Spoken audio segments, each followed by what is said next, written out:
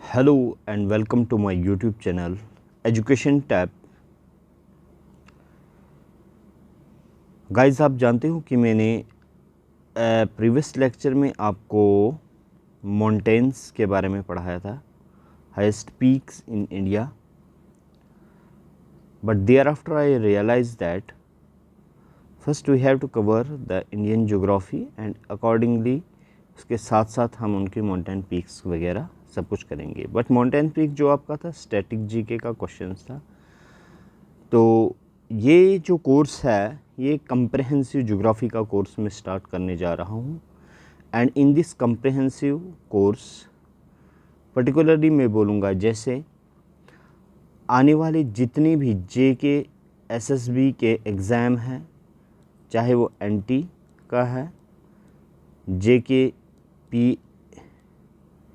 JKP SI, constable, पटवारी, जितने भी exams हैं उनके लिए, और ख़ास तौर पर मैं जो स्टूडेंट्स अभी 9th स्टैंडर्ड और 11th स्टैंडर्ड में पढ़ रहे हैं, जिनका जैसे 9th में तो एसएसटी में ज्योग्राफी होता ही है, और 11th स्टैंडर्ड के स्टूडेंट जिन्होंने आगे आर्ट स्ट्रीम लेके रखा है या ज्योग्राफी एज ए सब्जेक्ट है, तो वो भी ये वीडियो देख सकते हैं। उनके लिए भी काफ़ी ये बेनिफिशियल रहेगी। यहाँ पे थोड़ी सी एक चीज़ है, मोटिवेशन आपके लिए मैं दे रहा हूँ। The 3 C's of the life बोलते हैं choice, chances and changes. You must make a choice to take a chance to change your life. ठीक है, तो इसके साथ ही हम अपना आज का लेक्चर स्टार्ट करते हैं। सबसे पहले मैं आपको इंडिया एंड ओवरव्यू, मतलब जो हमारा इंडिया जो है कंटिनेंट एशिया में, इसमें कंटिनेंट एरिया वाइज और पॉपुलेशन वाइज क्या रैंक है हमारे इंडिया का। 7th largest country in the world area wise है, और पॉपुलेशन के हिसाब से अगर देखेंगे तो इंडिया अब चाइना को सरपास कर चुका है। तो India became most populous country in the world. Okay, और यहाँ पे देखिए Russia, Canada, USA, China, Brazil, Australia, India, Argentina, Kazakhstan and Algeria. यहाँ पे ये एरिया वाइज टॉप 10 कंट्रीज़ हैं। तो 7th रैंक पे आप इंडिया को यहाँ पे देख रहे हो। अगर देखेंगे गाइस, मैं आपको बताऊंगा हमारा इंडिया जो है एरिया के हिसाब से 2.4% जो है वो लैंड एरिया कंट्रीब्यूट करता है। पूरे वर्ल्ड का लैंड एरिया जितना है उसका 2.4% कंट्रीब्यूट करता है। और पॉपुलेशन के हिसाब से इंडिया जो है वो first country in the world बन चुका है पॉपुलेशन वाइज। और अगर पॉपुलेशन वाइज इसका चेक करेंगे कितना कंट्रीब्यूशन है, नियर अबाउट 18% कंट्रीब्यूशन है। ठीक है, 18% कंट्रीब्यूट करता है। 17.8 दैट्स मीन अप्रॉक्सीमेटली 18% कंट्रीब्यूट कर रहा है। और चाइना अब दूसरे नंबर पे है। ठीक है, USA, Indonesia, Pakistan, Brazil, Nigeria, Bangladesh, Russia and Mexico. एक इम्पॉर्टेंट फैक्टर यहाँ पे आपको मिलेगा। ठीक है, देखो यूएसए एरिया वाइज भी 3rd रैंक पे है और पॉपुलेशन वाइज भी 3rd रैंक पे है। This is very important and fascinating fact we can से।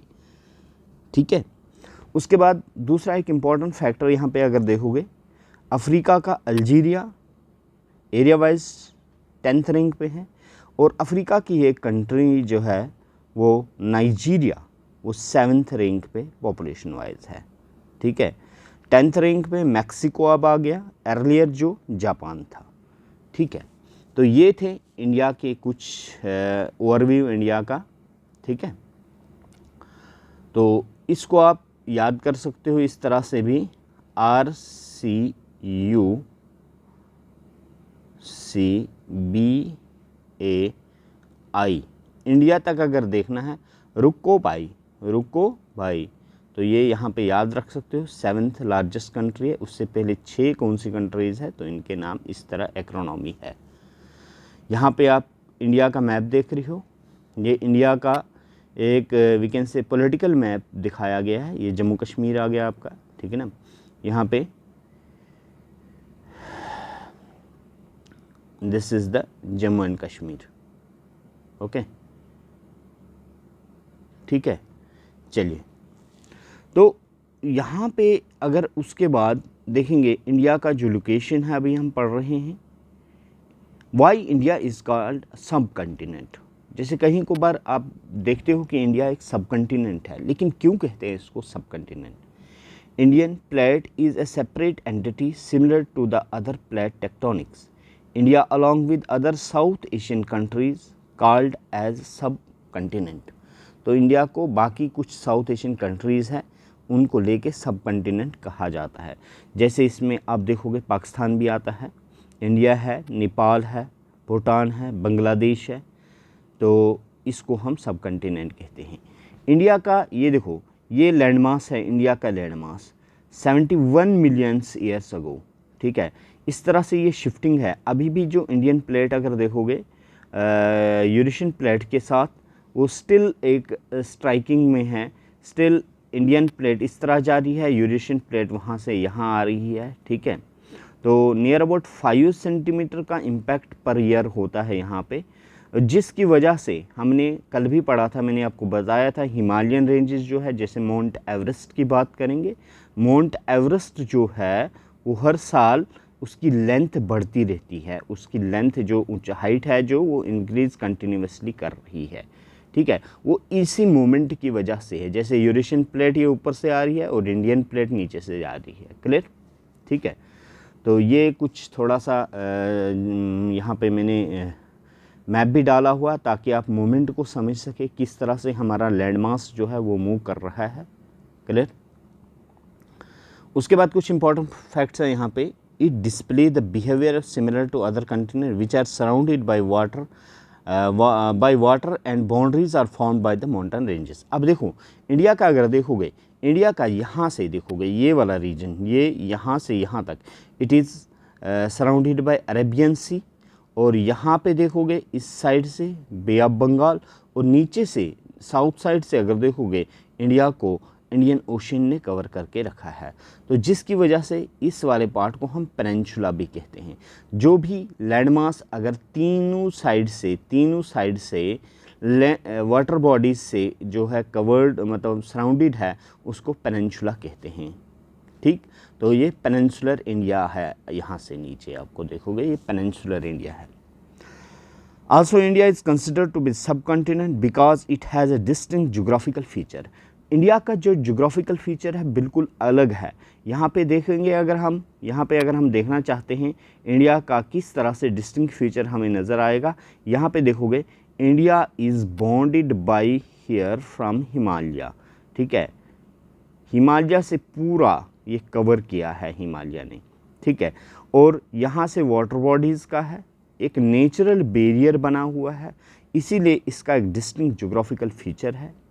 जैसे अभी मैं नीचे थोड़ा सा सब्सिक्वेंट स्लाइड्स में आपको बताऊंगा कि इंडिया हमारा जो है वो सब ट्रॉपिकल या ट्रॉपिकल और टेम्परेट में किस तरह से डिवाइड हुआ है, क्योंकि यहाँ पे ये इस हिमालय की वजह से यहाँ से जितनी भी साइबेरियन विंड्स आती है ये हिमालय जो है इसको ब्लॉक करता है, ठीक है, जिसकी वजह से ठंडी हवाएं यहाँ तक नहीं पहुँचती है। और दूसरा, अगर ये हिमालय नहीं होता तो यहाँ पे जितनी साइबेरियन कोल्ड विंड्स थी वो क्रॉस करके इंडिया में आती और ये मैक्सिमम रीजन आपको देखोगे एरिड और कोल्ड हो जाता, और कभी कभार कुछ ऐसी प्लेसेस आपको यहाँ पे मिलती जहाँ पे लाइफ का जो है हैबिटेशन जो था वो बहुत मुश्किल हो जाता, ठीक है। हैबिटेशन जो है मुश्किल मतलब इंसानों के रहने के लायक ये जगह नहीं रहती यहाँ पे फिर, क्लियर। लोकेशन अगर इंडिया का देखोगे यहाँ पे ये देखो ये है प्लेट टेक्टोनिक मूवमेंट्स का एक ग्राफ डाल दिया है। छोटी छोटी प्लेट्स है, अगर कभी कभार क्वेश्चन भी पूछ लिया जाता है। ये यूरेशियन प्लेट है, ये इंडियन प्लेट है, ये अरबियन प्लेट है, ये अफ्रीकन प्लेट है यहाँ ये ऑस्ट्रेलियन प्लेट है, और यहाँ फिलिपियन प्लेट है। उसके बाद आप देखोगे यहाँ पे साउथ अमेरिकन प्लेट है, यहाँ नज़ाका प्लेट है, ठीक है, कॉकस प्लेट है, कैरिबिना प्लेट है, नॉर्थ अमेरिकन प्लेट है। तो ये डिफरेंट प्लेट्स से हैं।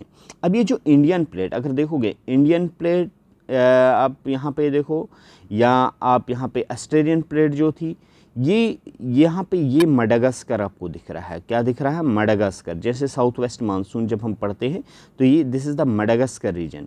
ये मडागास्कर रीजन जो है ये साउथ अफ्रीका के इस साइड के साथ बिल्कुल, मतलब यहाँ पे ये देखोगे इसी तरह का एक शेप बना हुआ है। ये एग्जैक्टली यहाँ पे मतलब एडजस्ट हो सकता है। तो ये मडागास्कर प्लेट, यहाँ मडागास्कर जो है यहाँ पे इंडियन प्लेट और ऑस्ट्रेलियन प्लेट, ये इस रीजन में जुड़े हुए थे। क्लियर? यहाँ से जब इनका सेपरेट हुआ तो इंडियन प्लेट ने मूव किया कहाँ की तरफ? साउथ ओवर नॉर्थ की तरफ, और ऑस्ट्रेलियन प्लेट इस यहाँ पे ईस्टर्न साइड चली आई। क्लियर? तो ऑस्ट्रेलियन प्लेट भी ये एक ही पार्ट थे। क्लियर? अभी देखो यहाँ पे दिख रहा है ये इंडियन प्लेट है और ऊपर से यूरेशियन प्लेट है। ये इंडियन प्लेट दिख रहा है आपको, मूवमेंट दिख रहा है ऊपर की तरफ, और ऊपर से यहाँ पे यूरेशियन प्लेट आ रहा है। क्लियर? ठीक है।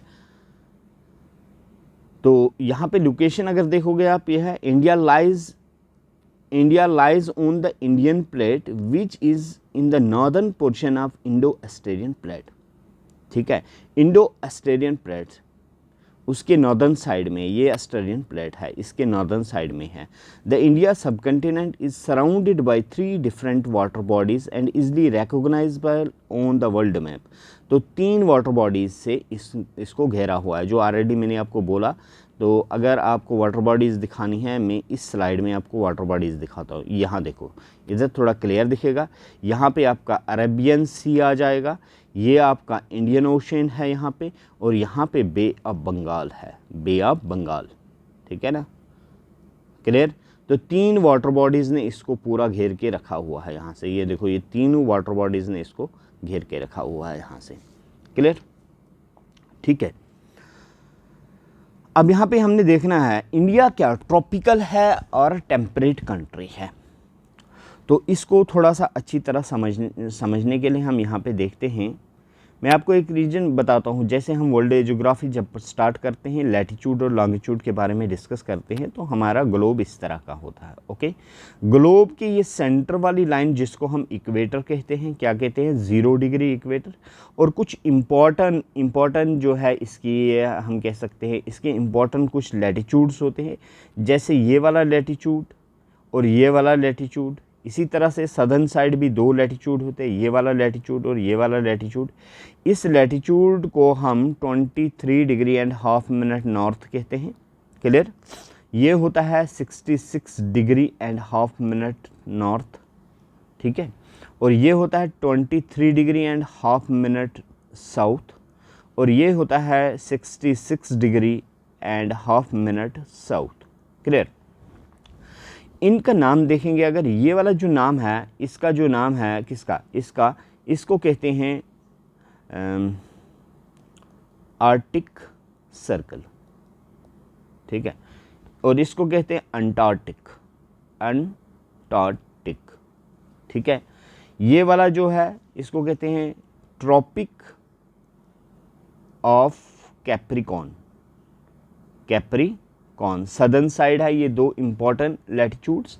और इसको जो 23 डिग्री एंड हाफ मिनट जो हमारा नॉर्थ होता है, इसको कहते हैं ट्रॉपिक ऑफ कैंसर। क्या कहते हैं? Tropic of Cancer. ठीक है, और ट्रॉपिक ऑफ कैंसर का एक मतलब हम ये देख सकते हैं पिकुलरिटी ये है कि when the tropic of cancer passes through a region, it divides that region into 2 parts. Exactly 2 different climatic zone में इसको डिवाइड करता है।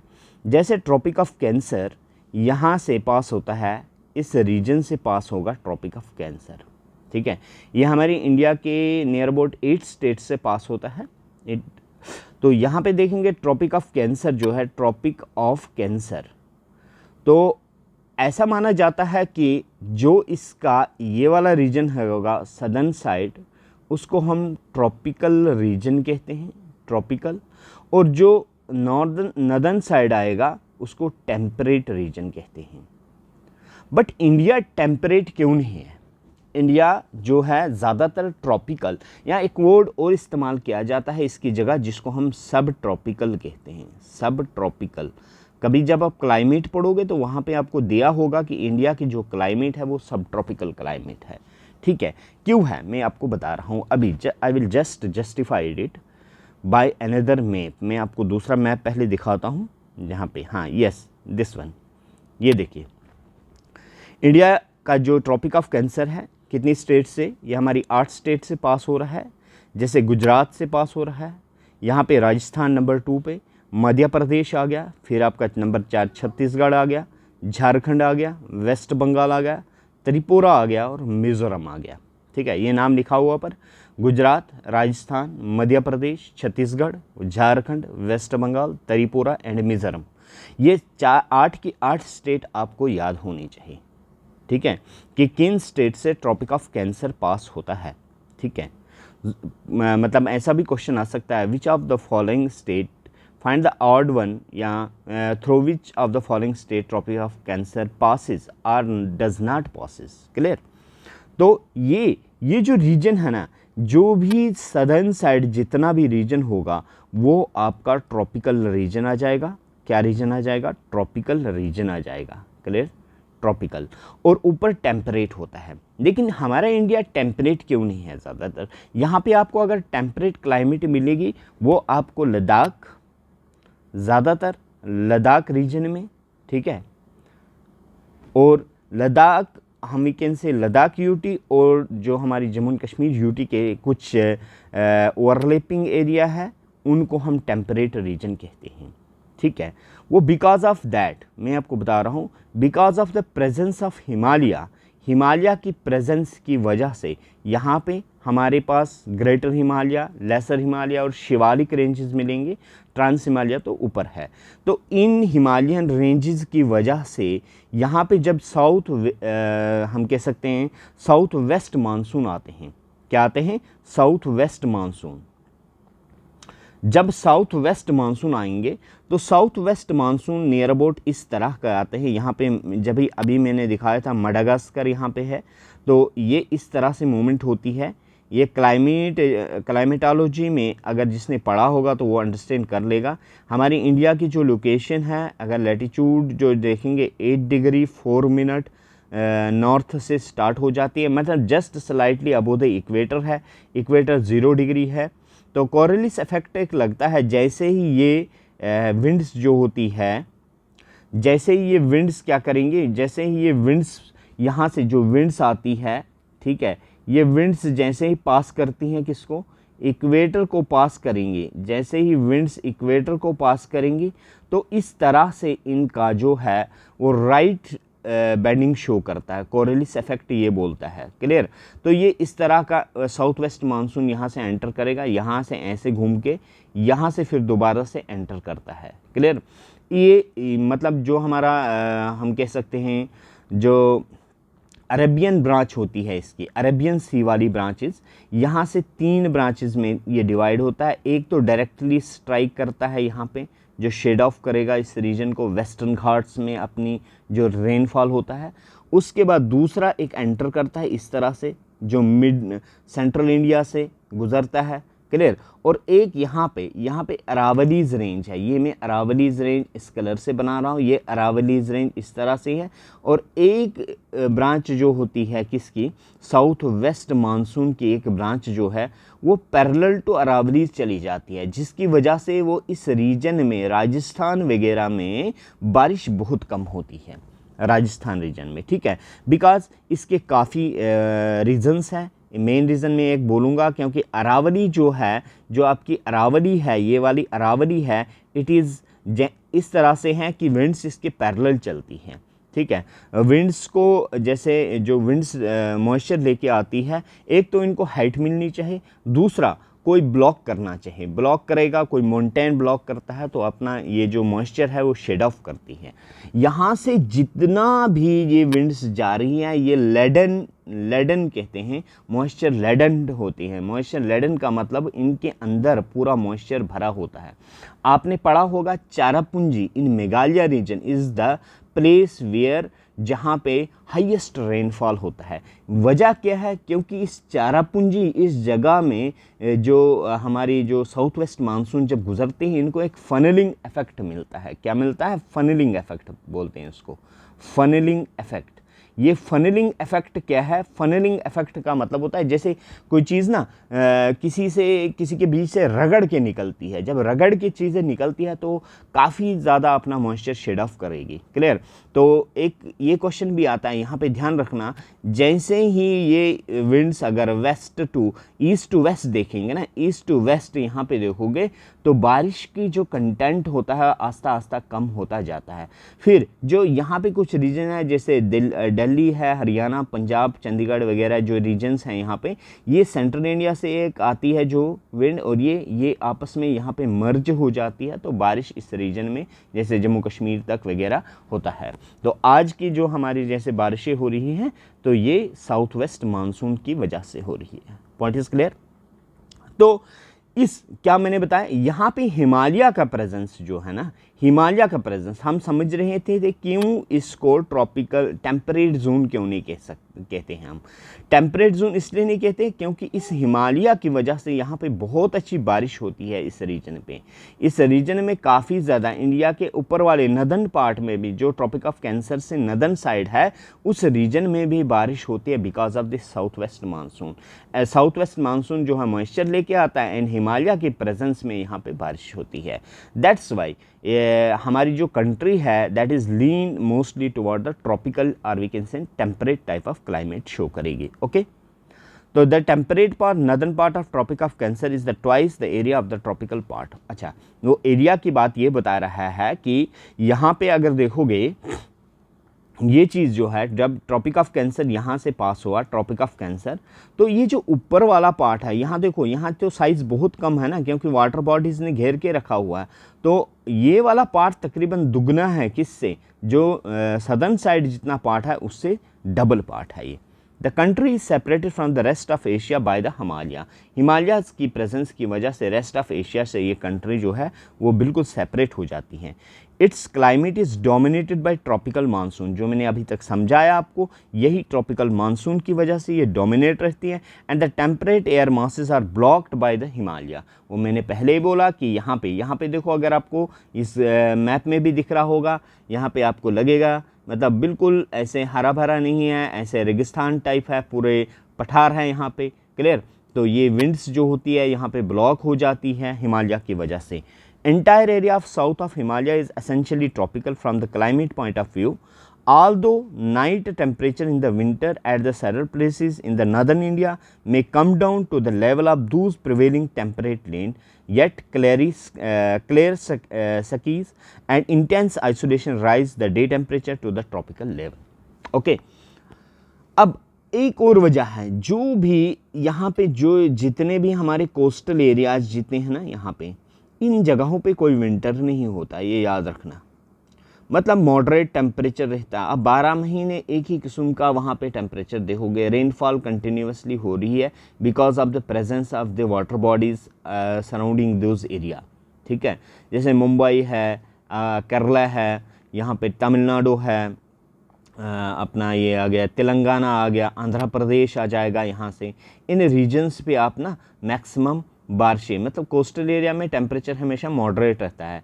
जैसे जैसे हम कंटिनेंट की इंटीरियर ऑफ द लैंड आते हैं, मतलब इंटीरियर आएंगे तो यहाँ पे एक्सट्रीम क्लाइमेट आपको मिलना स्टार्ट हो जाएगा। एक्सट्रीम, जैसे जम्मू कश्मीर की बात करेंगे अपनी, एक्सट्रीम टाइप ऑफ क्लाइमेट का मतलब होता है गर्मियों में बहुत ज़्यादा गर्मी और सर्दियों में बहुत ज़्यादा सर्दी होगी। क्लियर? तो ये था हमारे पास इसका जो है ज्योग्राफिकल फीचर्स। तो आपने क्या याद रखना है यहाँ पे कि टेम्परेट कंट्री क्या होती है और ट्रॉपिकल कंट्री, मतलब ट्रॉपिकल क्लाइमेट और टेम्परेट क्लाइमेट। तो क्या ध्यान रखोगे, जहाँ पे सब ट्रॉपिकल लिखा होता ना, सब ट्रॉपिकल मतलब किसी किसी बुक पे आपको दिखेगा सब ट्रॉपिकल क्लाइमेट, लेकिन ट्रॉपिकल के अंदर ही सब ट्रॉपिकल आ जाता है। ओके, उसके बाद आप यहाँ पे देख रहे हो, अगर हमारी जो स्टेट्स है, कुछ स्टेट्स है बॉर्डर एरिया, यहाँ पे आपको ज्योग्राफी पढ़ने के लिए सबसे पहले ना आपका पॉलिटिकल मैप और फिज़िकल मैप जो इंडिया का है ना, काफ़ी अच्छी तरह कमांड होनी चाहिए। मतलब आपको पता होना चाहिए कौन सी स्टेट किस जगह है, कैसे पहाड़ है वहाँ पे, किस तरह के मतलब टेरेन है वहाँ पे। ठीक है, तो ये कुछ फैक्ट्स लिखे हैं यहाँ पे, इन फैक्ट्स को भी आप नज़र मार के रखोगे। Uttar Pradesh borders with maximum number of state, जैसे उत्तराखंड, ये आपका उत्तर प्रदेश आ गया, ये वाला रीजन आपका पूरा उत्तर प्रदेश है, देख लो। अब ये पूरा उत्तर प्रदेश है, किस किस के साथ है, गुजरात के साथ भी है इसका, राजस्थान, गुजरात हो गया, सॉरी उत्तराखंड के साथ है, राजस्थान के साथ है, हिमाचल प्रदेश के साथ है, हरियाणा के साथ, देखो हरियाणा है, हिमाचल प्रदेश है, उत्तराखंड है, राजस्थान है, मध्य प्रदेश है, नीचे से छत्तीसगढ़ है, झारखंड है, बिहार के साथ है। ठीक है, इन स्टेट्स 8 स्टेट के साथ बॉर्डरिंग करता है यूपी। ठीक है, tropic of cancer passes through the 8 states, ये तो मैंने पहले आपको बता दिया। क्लियर, तो इस स्लाइड में ये इतना था, तो ये चीज़ आप थोड़ा कंटेंट पढ़ोगे। अब लोकेशन देखते हैं, अगर इंडिया का लोकेशन हम बताएंगे, इंडिया की लोकेशन मैं आपको बताऊंगा यहाँ से। ठीक है, इस जगह आपको थोड़ा सा क्लियर हो जाएगा। इंडिया की लोकेशन में आपको बता रहा हूँ, इंडिया की लोकेशन की बात करेंगे अगर, यहाँ मैंने अभी बोला कि इंडिया का लोकेशन अगर यहाँ देखोगे तो क्या है, 8 डिग्री 4 मिनट नॉर्थ से स्टार्ट होगा और कहाँ तक जाएगा ये जाता है 8 डिग्री 4 मिनट नॉर्थ से 37 डिग्री 6 मिनट नॉर्थ। ठीक है, उसके बाद वेस्टर्न और ईस्टर्न यहाँ से देखेंगे अगर यहाँ से, तो ये हो गया, ये है इंडिया का कितना है यहाँ पे 68 डिग्री 7 मिनट ईस्ट से लेके अरुणाचल प्रदेश के इस जगह पे देखोगे, ये इतना एक्सटेंशन है ऐसा, और नॉर्थ साउथ एक्सटेंशन ये है इंडिया का। यहाँ पे 97 degree 25 minute 97 degree 25 minute east है। यहाँ पे भी ईस्ट, यहाँ पे भी ईस्ट। इसका लॉजिक अभी मैं बताऊँगा क्यों नॉर्थ और ईस्ट कहते हैं, साउथ क्यों नहीं कहेंगे, वेस्ट क्यों नहीं कहेंगे। ये ग्लोब है, ये ग्लोब के 4 पार्ट्स हैं। ठीक है, और हमारा इंडिया यहाँ पे है। ओके, इस तरह का ये इंडिया समझो, इस जगह पे इंडिया है। क्लियर, ये देख लो, ये इंडिया है। अब जितने भी पार्ट्स, जो भी पार्ट्स हैं, इससे इधर ये वाला वेस्टर्न पार्ट आ जाएंगे और इससे इधर ईस्टर्न पार्ट आ जाएंगे। दूसरी बात ये, इससे ऊपर नदर्न पार्ट आ जाएगा और इससे नीचे सदर्न पार्ट आ जाएंगे। तो देखो नॉर्थ और ईस्ट रीजन में है, तो नॉर्दर्न ईस्टर्न हेमिस्फीयर में हमारे इंडिया लाई करता है। दैट्स वाई यहाँ पे हम नॉर्थ से स्टार्ट करते हैं और यहाँ पे ईस्ट और ईस्ट होता है। Point is clear. ठीक है, अब अगर यहाँ का एक्सटेंशन देखोगे, ये भी पूछ लेते हैं कभी, ये यहाँ से यहाँ टोटल स्ट्रेच क्या है north to south. North to south अगर देखोगे, नॉर्थ टू साउथ जो स्ट्रेच है दैट इज 3214 किलोमीटर। ठीक है, इतने किलोमीटर का डिस्टेंस है। और अगर यहाँ से वेस्ट टू ईस्ट स्ट्रेच देखोगे आप, इंडिया का west to east stretch India का जो है वो है 2933 किलोमीटर। तो ये फैक्ट्स भी अपने याद रखने हैं।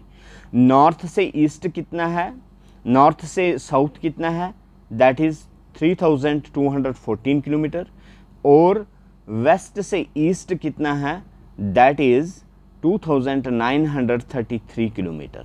ओके, इसका भी लॉजिक है थोड़ा सा। अगर मैं आपको बताना चाहूँ तो कुछ बच्चों को तो पता होता है लेकिन कुछ को पता नहीं होता है, तो उसके लिए हम क्लियर करेंगे।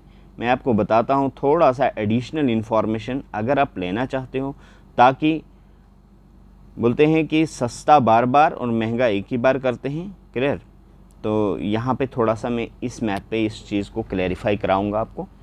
जो हमारा लैटिट्यूड है, समझो इक्वेटर है, ग्लोब इस तरह का है, ठीक, ये हमारा लैटिट्यूड है, ये सारे लैटिट्यूड्स होते हैं parallel, okay, and these are equidistance.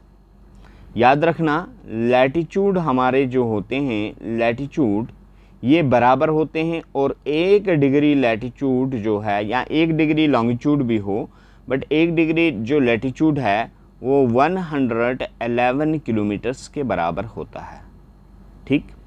But longitude की बात करेंगे, आपने देखा होगा ग्लोब, लॉन्गिट्यूड हमारा इस तरह का कुछ होता है, इस तरह के, इस तरह के, ठीक है ना, ये इस तरह का होता है। तो जैसे जैसे आप इक्वेटर से, जैसे हमने अगर इक्वेटर इसको मान लिया, क्लियर, इक्वेटर से नॉर्थ वाली साइड देखो ना, देखो ये लैटिट्यूड, यहाँ पे देखो ये लैटिट्यूड और ये लॉन्गिट्यूड, ये लॉन्गिट्यूड है, ये वाला समझो, और ये वाला लॉन्गिट्यूड है। इन दो के बीच में यहाँ देखो गैप कितना है, ठीक है। ऊपर जाओगे और थोड़ा कम हो जाएगा, ऊपर जाओगे और थोड़ा कम हो जाएगा, ऊपर जाओगे और थोड़ा कम हो जाएगा। जैसे पोल्स पे पहुँचोगे, जैसे 90 डिग्री नॉर्थ पे पहुँचोगे, जो लॉन्गिट्यूड्स होंगे, जो लॉन्गिट्यूड्स होंगे, इनके 2 लॉन्गिट्यूड्स के बीच में डिस्टेंस जो है वो 0 हो जाता है, और यहाँ पे इनका डिस्टेंस जो है वो 111 किलोमीटर का है। Where at latitude. जैसे जैसे ऊपर जाओगे इसका डिस्टेंस डिक्रीज होता जाता है, इसीलिए हमारा नॉर्थ टू साउथ जो है वो 3214 किलोमीटर है, और यहाँ से ये वाला स्ट्रेच देखोगे 2933 किलोमीटर है, 33 किलोमीटर, ओके। तो जिसकी वजह से थोड़ा सा ये आई थिंक 300 समथिंग किलोमीटर का डिफरेंस आ जाता है, ओके। चलिए, तो ये पॉइंट भी क्लियर हो गया, अगर जिसे पता नहीं था, तो जिसे पता था तो और अच्छी बात है, क्लियर। तो ट्रॉपिक ऑफ कैंसर के बारे में मैंने बता दिया आपको। ट्रॉपिक ऑफ कैंसर जो है वो लैटिट्यूड्स का ये है, लॉन्गिट्यूड्स का ये आ गया हमारा। Responsible for the landform, soil type and vegetation in the country. हाँ, किसी भी कंट्री का जो लोकेशन होता है वो उस कंट्री की क्या क्या डिटरमाइन करता है। जियोग्राफिकल टेरेन जो होता है किसी भी कंट्री का, किसी भी प्लेस का, वो वहाँ का लैंडफॉर्म बताएगा, वहाँ की क्लाइमेट बताता है, वहाँ का सॉइल टाइप बताता है, वहाँ की नेचुरल वेजिटेशन के बारे में बताता है, ठीक है। Area closer to the coast would experience greater rainfall. मैंने अभी बोल दिया, जो समंदर के आसपास एरिया होते हैं वहाँ पे ज़्यादा रेनफॉल होता है, ठीक है, ज़्यादा रेनफॉल होता है, क्लियर। अब लेकिन ऐसा भी रीजन है, जैसे वेस्टर्न घाट में देखोगे कुछ रीजन्स पे बहुत ज़्यादा बारिश होती है और कुछ रीजन बेचारे सूखे रह जाते हैं, क्लियर। जैसे बात करेंगे तमिलनाडु की, Tamil Nadu this is one of the important factor, मतलब फैक्ट है यहाँ पे। तमिलनाडु जो है अभी साउथ वेस्ट मानसून में इसको बारिश होती नहीं है। जब नॉर्थ ईस्ट जो रिट्रीटिंग मानसून होता है वापस ऊपर से आता है तब बारिश होती है। अक्टूबर नवंबर, मतलब अक्टूबर नवंबर में जब विंड्स वापस आती हैं नॉर्दर्न प्लेन से कोस्टल एरिया की तरफ, तब जाके तमिलनाडु में बारिश होती है। इसकी वजह ये है, जैसे ये इस तरह से पठार है या पहाड़ है कोई, ठीक है, विंड्स जो आ रही है यहाँ से आ रही है विंड्स, तो विंड्स क्या करेंगे, यहाँ पे पूरा अपना मॉइस्चर शेड ऑफ कर देंगे। तो और फिर यहाँ से ऐसे जब विंड्स जाएंगे, इधर से गुजरेंगे, तो जब यहाँ से गुजरेंगे ना विंड ऊपर से, तो वो विंड्स क्या होती है, एक्चुअली ड्राई हो चुकी होती है। क्या ड्राई हो चुकी होती है, ठीक है, बीच में उनकी कोई वाटर बॉडीज नहीं मिलती हैं। तो इसको कहते हैं विंडवर्ड साइड। क्या बोलते हैं, विंडवर्ड साइड, लिख लेना विंडवर्ड। और इस वाले रीजन को कहते हैं जहाँ पे बारिश बहुत कम होती है उसको कहते हैं लीवर्ड साइड, लीवर्ड साइड, ठीक है। तो ये भी चीज़ ध्यान रखना, कुछ जगहों पे बारिशें कम होती हैं, नेक्स्ट पॉइंट इसने लिखा, यहाँ पे है लिखा है as we move toward the interior areas, मतलब जैसे जैसे हम कोस्टल से अंदर वाले एरिया की तरफ जाएंगे, the moisture content of the clouds and hence rainfall experience would decreases, तो आस्ता आस्ता बारिश कम हो जाती है। मैंने पहले भी बोला, जैसे आपको इन रीजन्स पे बारिश ज़्यादा मिलेगी, यहाँ से बारिश इस रीजन पे जैसे मेघालय में बहुत ज़्यादा बारिश होती है, और विंड्स जैसे जैसे ईस्ट से जो विंड्स यहाँ की तरफ आ रही है, ये विंड्स यहाँ पे ज़्यादा बारिश करवाएंगे, इससे कम फिर बारिश यहाँ हो गई, और उससे कम यहाँ पे हो गई, और यहाँ पे और कम होती जाएगी। और राजस्थान में देखोगे आप पे बहुत रेनफॉल कम होता है, क्योंकि एक रीजन यहाँ के है, यहाँ पे अरावलीज है इस तरह का, तो विंड्स इसके पैरेलल गुजरती है, तो यहाँ से विंड्स जो है वो कोई भी अपना मॉइस्चर शेड ऑफ नहीं करती है। फिर ऊपर वाले कुछ जो स्टेट्स हैं जैसे पंजाब है, उत्तराखंड है, हरियाणा है, जम्मू कश्मीर रीजन में फिर ये शेड ऑफ करती है अपना मॉइस्चर। ओके, तो ये जैसे जैसे इंटीरियर में जाओगे, अंदर जाओगे, आप रेनफॉल पैटर्न पढ़ोगे तो वहाँ पे लिखा होता है कितने कितने सेंटीमीटर होती है रेनफॉल। तो यहाँ पे देखोगे तकरीबन 200 सेंटीमीटर, मतलब ऑन एन एवरेज जो रेनफॉल होता है यहाँ पे देखोगे कुछ एरियाज़ में 200 सेंटीमीटर होता है, कुछ एरियाज़ में 200 सेंटीमीटर से ज़्यादा रेनफॉल होती है। क्लियर? तो ये था इंटीरियर्स में, जैसे जैसे इंटीरियर की तरफ जाएंगे, ये देखो ग्रेटर देन 200 सेंटीमीटर रेनफॉल हो रहा है।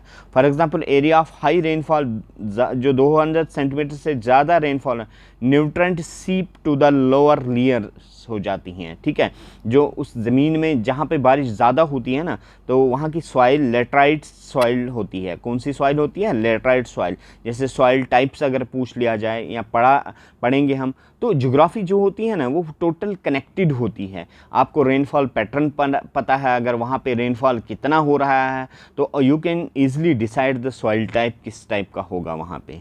Clear?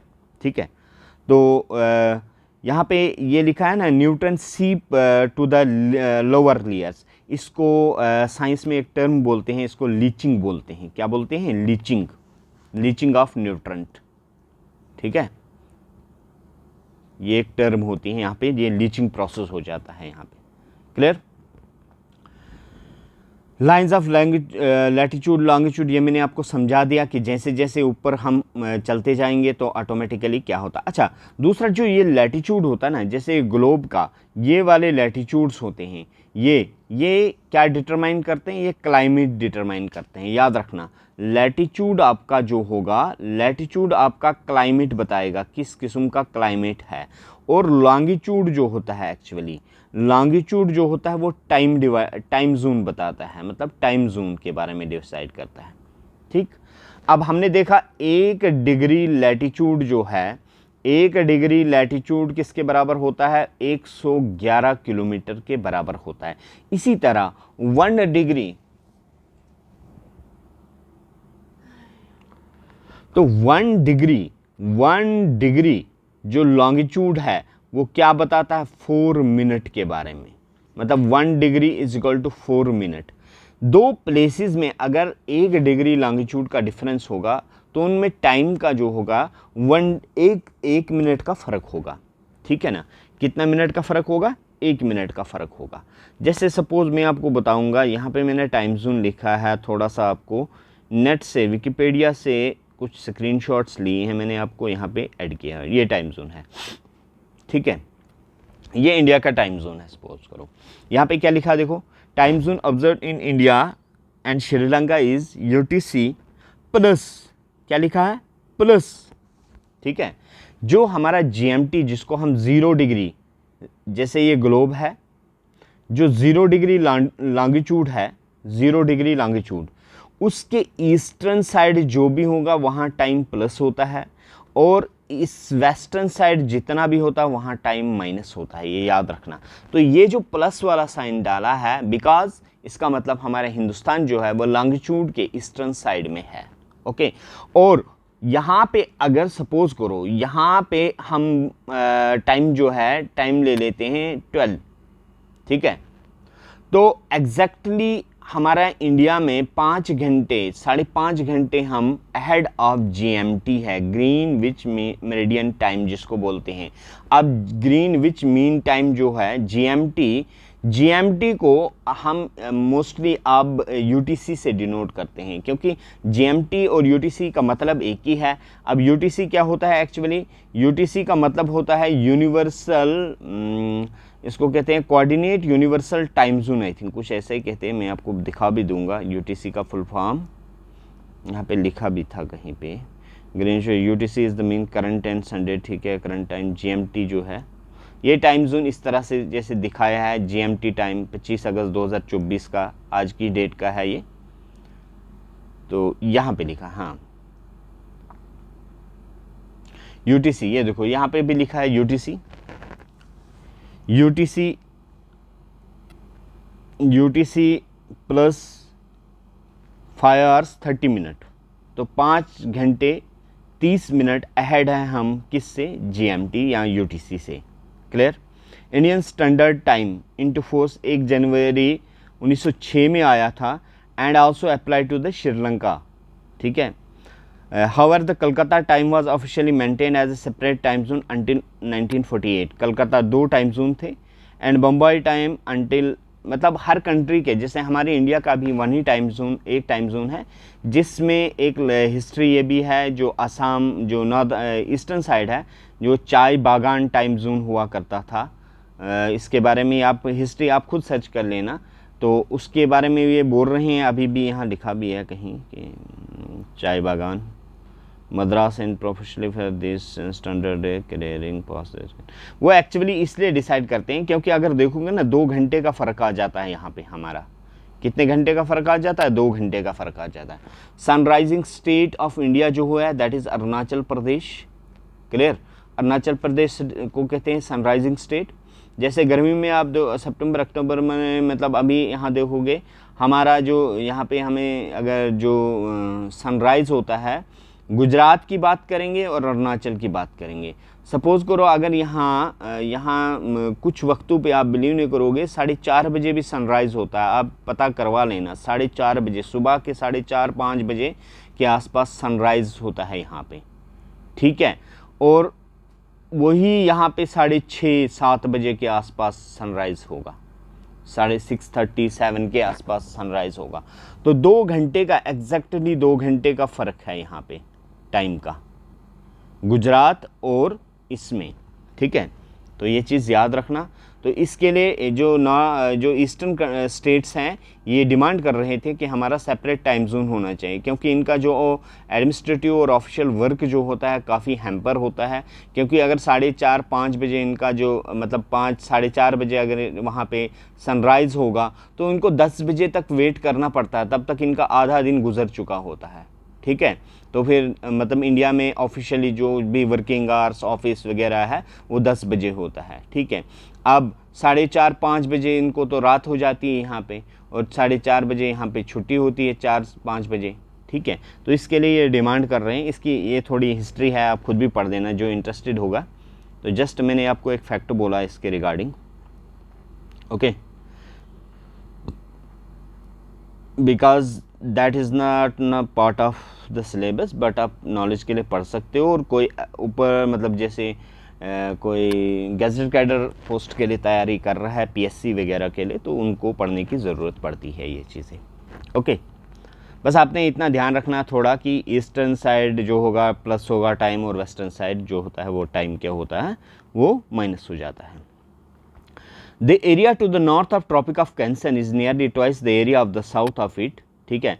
Peninsula starts from 22 degree latitude. अच्छा, पेनिनसुला जो है वो बोलता है 22 डिग्री लैटिट्यूड से स्टार्ट होता है, ये भी ध्यान रखना है, ठीक है। And the country tapers toward 800 kilometre into Indian Ocean as a peninsula. India is the longest coast line Indian Ocean है, ठीक है। Suez Canal has reduced the distance between the India and Europe in by 77,000 kilometre. देखो जब britisher आए थे, Britishers जैसे Vasco D gamma ने, you know that Vasco D gamma 1498 1498 में वास्को डी गामा जब कालीकत में पहुँचे थे, यहाँ पे कालीकत में, ठीक है। तो कैप ऑफ गुड होप यहाँ से साउथ अफ्रीका से होके जैसे इस तरह से वो सेल करके आया था कैप ऑफ गुड होप से, तो यहाँ पहुँचा था 1498 में वास्को डी गामा। उस टाइम से लेके बाद में 1869 तक वो यहाँ से ही आते रहे। फिर उन्होंने सोचा ये दूर का रास्ता है, बेहतर है थोड़ा सा यहाँ से हम कोई मतलब एक रास्ता अंदर से शॉर्टकट ढूंढेंगे। तो लंदन से अगर यहाँ आएंगे ये आपको मेडिटेरियन सी मिलेगा यहाँ पे, और इधर से नीचे आपको रेड सी मिलेगा। ठीक है, ये मेडिटेरियन सी है और नीचे जो है रेड सी है, यहाँ से नीचे रेड सी, ये रेड सी वाला एरिया आ गया। ओके, अब बीच में यहाँ पे एक लैंड थी, बीच में मतलब थोड़ा लैंड एरिया आता था जो रेड सी और मेडिटेरियन सी को डिस्कनेक्ट करता था। नियर अबाउट 193 किलोमीटर के आसपास कुछ इतना एरिया था। ठीक है, एग्जैक्टली आई एम नॉट, मुझे जो है वो फिगर्स याद नहीं है, फिर भी देखना पड़ेगा, तो ये आप चेक कर लेना कितना है।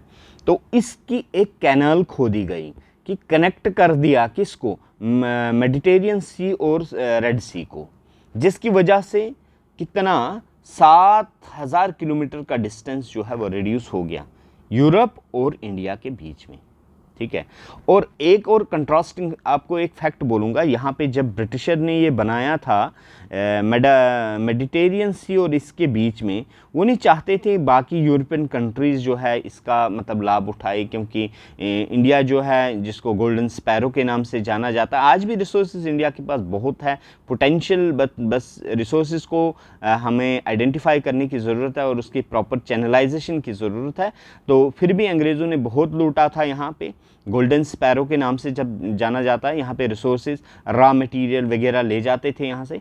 तो 10 साल का 10 ईयर्स का, नियर अबाउट 10 ईयर्स का इन्होंने क्या कर दिया था यहाँ पे, मतलब 10 ईयर्स के लिए एक किस्म का वो अपना ना हम कह सकते हैं बुकिंग कर ली थी। 10 साल तक कोई दूसरे यूरोपियन कंट्री के शिप यहाँ से नहीं गुजर सकते थे। क्लियर? तो ये चीज़ ध्यान रखना, थोड़ा सा एक पॉइंट है। तो दूसरा है स्यूज़ कैनाल ने ये डिस्टेंस कर दिया, और 22 डिग्री से पेनिनसुला स्टार्ट हो जाता है। पेनिनसुला मैंने अभी बोला आपको, पेनिनसुला का मतलब क्या है, देखो मैं दिखाता हूँ। ये वाला अगर हम देखेंगे, ये जितना भी लैंड जहाँ तीनों साइड से ये लैंड जो है वो कवर है, ये वाला रीजन, ये ठीक है। तो this is 22 degree, 22 degree north से स्टार्ट होता है, तो ये पूरा पेनिनसुला कहलाता है। पेनिनसुला का मतलब ही है, एक ज्योग्राफिकल टर्म है कि ऐसा लैंडमास जो तीनों साइड से वाटर बॉडीज से घिरा हो। ठीक है, तो ये था हमारे पास इस चीज़ का। ओके, चलिए, लोकेशन हो गया हमारा, एरिया क्लोज हो गया, यहाँ पेनिनसुला के बारे में हमने पढ़ लिया। चलिए, अब इसका इंडिया का अगर देखोगे southern most point of Indian territory वो है इंदिरा पॉइंट। क्या है? Indira point, southern most point. But mainland area नहीं है। मेनलैंड तो इसका जो है, मेनलैंड मैंने आपको पहले बोला दैट इज़ कन्याकुमारी, आपको नीचे फैक्ट होगा भी, कन्याकुमारी मेनलैंड है।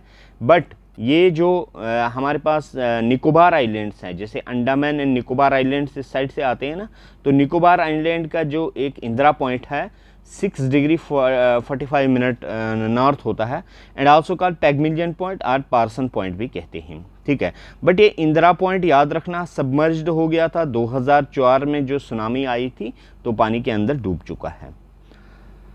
Rondo island Indonesia is northern most island in the Sabang district of Aceh province of the Sumatra lie in कितना है ये, कितने kilometres, I think that is 160 kilometre to the south of Indira point.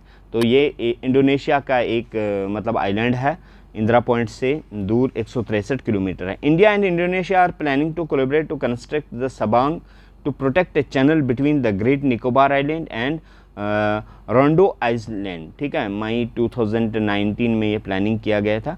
हाँ, Kanyakumari as also known as Cape of Cameroon and is the southern most point of the Indian mainland. तो अगर mainland आपको पूछा जाए कि मेनलैंड का सदर्न मोस्ट पॉइंट क्या है, that is Kanyakumari, Kashmir to Kanyakumari जैसे बोलते हैं। ठीक है, लेकिन अगर पूरी टेरिटरी का देखा जाएंगे दैट इज इंदिरा पॉइंट, ध्यान रखना सदर्न पॉइंट है।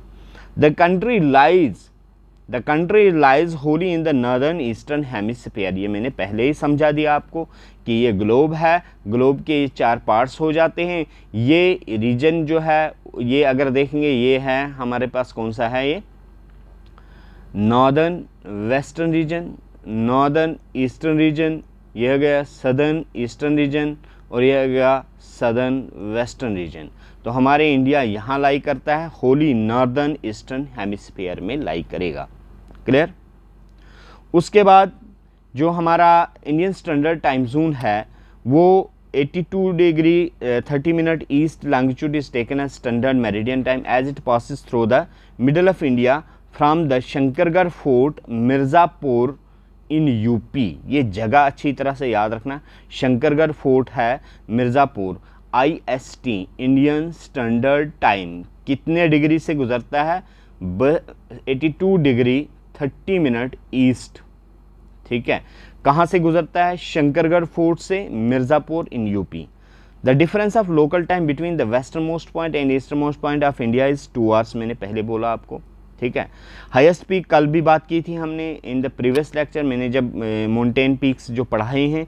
K2 in the Ladakh is the highest point in India, that is 8611 metre and वो सेकंड हाईएस्ट पीक है ये K2, but it is now in Pakistan occupied Kashmir. ये मैंने पहले बोला आपको POK में है।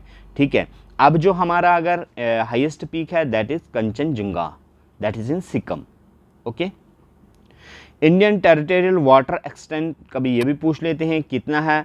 12 नॉटिकल माइल्स तक होता है। एक्सक्लूसिव इकोनॉमिक जोन स्ट्रेचेस जो है 200 नॉटिकल माइल्स तक होता है। ठीक है, तो ये भी चीज़ याद रखना। IST ये दिखा है Indian standard meridian passes through the, कुछ कंट्री से पास होता है। यहाँ पे देखो ये उत्तर प्रदेश से पास होगा, यूपी आ गया, देन मध्य प्रदेश आ गया। मध्य प्रदेश के बाद फिर देखोगे कहाँ से पास होगा? छत्तीसगढ़ से पास हो रहा है ये।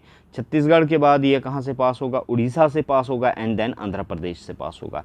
तो याद रखना 3 प्रदेश हैं, उत्तर प्रदेश, मध्य प्रदेश, आंध्र प्रदेश एंड छत्तीसगढ़ एंड उड़ीसा। ये 5 स्टेट से IST हमारा पास होता है। IST means 82 degree and 30 minute जो ईस्ट जो है हमारा इंडियन स्टैंडर्ड टाइम है वो पास होगा। 9 स्टेट ऑफ द कोस्ट, जो कोस्टल बाउंड्रीज है वो 9 स्टेट्स की है कोस्टल बाउंड्रीज, ये भी ध्यान रखोगे आप। कौन कौन सी स्टेट आ गई? गुजरात आ गई, गुजरात आ गया आपका ये आपका आ गया महाराष्ट्र। महाराष्ट्र के बाद आप ले लो कर्नाटका, कर्नाटका बाद केरला, केरला के बाद तमिलनाडु, तमिलनाडु के बाद Andhra Pradesh and after Andhra Pradesh Orissa and Orissa के बाद वेस्ट बंगाल। तो आपको ना डिमार्केशन होना चाहिए अच्छी तरह कौन स्टेट कैसे है। जैसे मैंने आपको बताया कहाँ पे, ये हमारी गुजरात वाली आ गई, ये देखो गुजरात आ गया, ये महाराष्ट्र आ गया, ये कर्नाटका आ गया, ये केरला आ गया, ये तमिलनाडु आ गया, ये आपका आंध्र प्रदेश आ गया, आंध्र प्रदेश के बाद ये आ गया आपका उड़ीसा एंड उड़ीसा के बाद वेस्ट बंगाल। ये सारे कोस्टल एरियाज़ हैं। कोस्टल एरिया होता है जिन स्टेट के साथ समंदर का जो है बाउंड्री है, समंदर की बाउंड्री जुड़ी हुई है। तो कोस्टल एरिया का एक इम्पॉर्टेंट फैक्टर आपने याद रखना है। तो Puducherry is also on the coast, Puducherry भी कोस्ट पे है। पार्ट्स ऑफ पुडुचेरी, ठीक है, and Karaikal in Tamil Nadu, Yanam in Andhra Pradesh and Mahe in Kerala. कुछ पुडुचेरी जो है, अब देखोगे यहाँ भी पुडुचेरी कहेंगे, इधर भी एक पॉइंट है यहाँ इसको पुडुचेरी कहते हैं। The UT of Andaman and Nicobar island and Lakshadweep are made up of islands. तो ये आपके लक्षद्वीप आइलैंड्स हो गए और ये अंडमान एंड निकोबार आइलैंड्स आ गए। क्लियर? ठीक है। एरिया एंड द बाउंड्रीज की अगर बात करेंगे हम, area and boundaries, India stretches, ये पहले मैंने बोल दिया 3214 किलोमीटर है और 2933 किलोमीटर है। यह नॉर्दर्न मोस्ट पॉइंट देखोगे, नॉर्दर्न मोस्ट पॉइंट होता है ये, देखो ये इस तरह से ना, इस तरह ऐसे ये माउंटेन्स होंगे ना, अगर ये माउंटेन्स इस तरह से, तो 2 माउंटेन्स के बीच में ये जो गैप होता है इसको पास कहते हैं। याद रखना क्या कहते हैं? पास।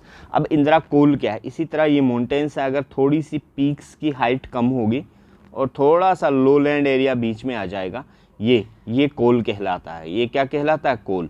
तो इंदिरा कोल जो है नॉर्थ और साउथ अगर देखोगे, इंदिरा कोल से है इन कश्मीर में है एंड टू कन्याकुमारी। ठीक है।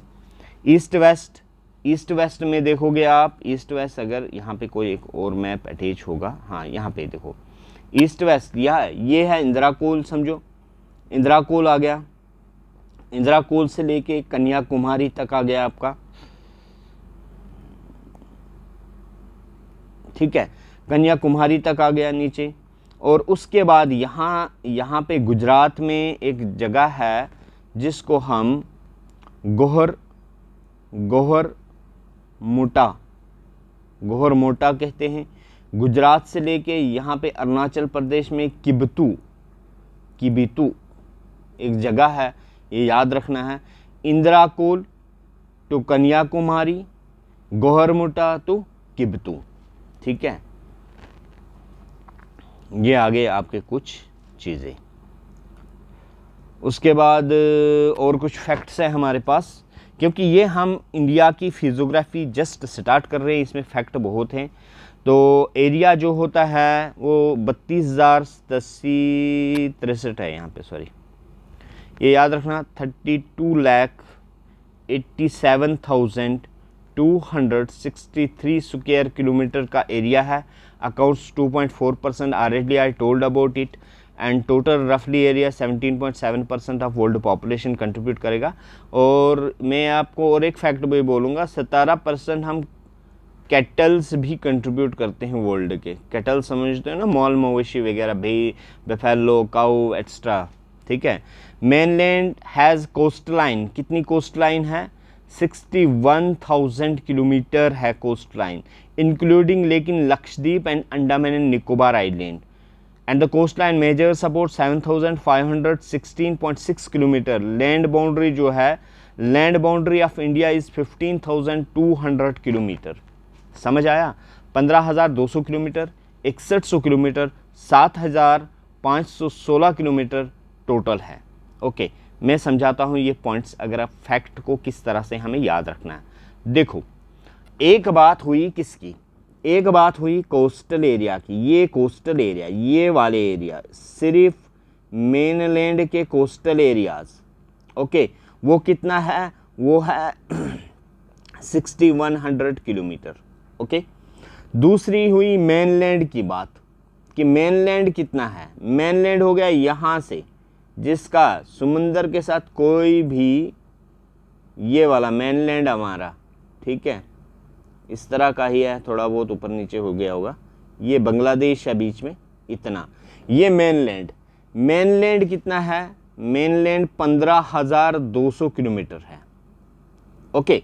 लेकिन और अगर आप देखोगे, ये जो नीचे है, ये लक्षद्वीप आ गया, और ये अंडमान एंड निकोबार, इनका भी एरिया और इसका एरिया जब ऐड करेंगे, इतना सा एरिया ये और इनका ऐड करेंगे तो कितना आता था? 7,516.6 किलोमीटर, कुछ ऐसे है। क्लियर? तो ये चीज़ें आपको थोड़ी सी क्लियर होनी चाहिए, ओके। उसके बाद यहाँ पे लिखा है, in south on the eastern side Palk strait, Palk bay and gulf of Mannar separates the India from Sri Lanka. यहाँ देखो श्रीलंका, ये थोड़ा सा मैप मैंने यहाँ पे लगा के रखा है, यहाँ पे देख सकते हो आप। ये आपका ये है क्या?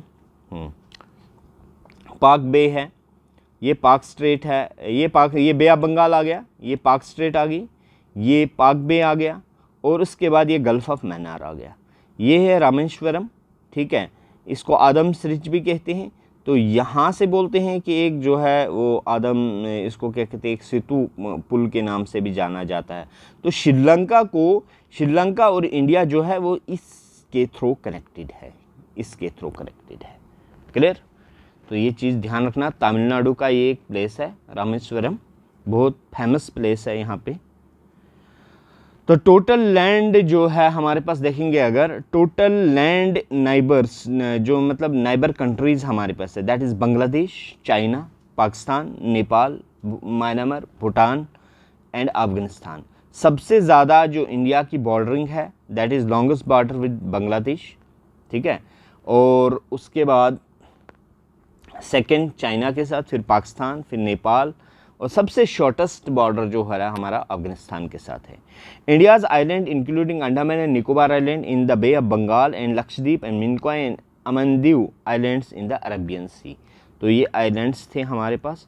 और ये कुछ स्टेट्स है, कौन सी स्टेट किसके साथ बॉर्डरिंग करता है, कितना है, ये फैक्ट्स एंड फिगर भी आप याद रख सकते हो। यहाँ पे देखिए, सबसे 106 किलोमीटर का बॉर्डर एरिया अफगानिस्तान के साथ है, और 4,096.7 किलोमीटर का एरिया जो है वो बांग्लादेश के साथ है। एंड अकॉर्डिंगली यहाँ पे पूरा फैक्ट्स दिया हुआ, आप याद रख सकते हो। क्लियर? ओके। तो this is what about the physiography of India, जिसमें हमने पूरा इंडिया की फिजियोग्राफी बताई। तो मैंने ये डिटेल में इसलिए लाए ताकि आपको एक ही बार पढ़ना पड़े और किसी दूसरे मतलब एक ही बार पढ़ के डिफरेंट एग्जाम्स को आप कर सकते हो। Okay, see you in the next lecture.